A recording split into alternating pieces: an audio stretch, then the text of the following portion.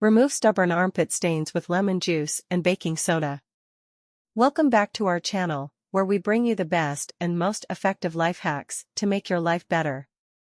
In today's video, we are going to show you how to quickly and easily remove stubborn armpit stains using simple ingredients from your kitchen. Have you ever faced stubborn armpit stains on your favorite clothes?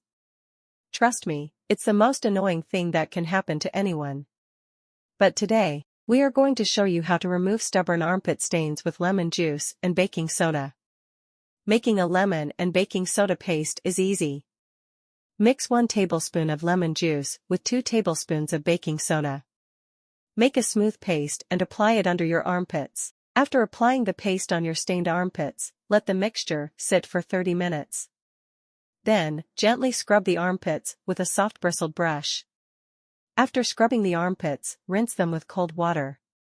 Make sure to rinse them thoroughly to remove all the residues and odor. If the stain is still not removed, repeat the process. Apply the paste again, let it sit and scrub.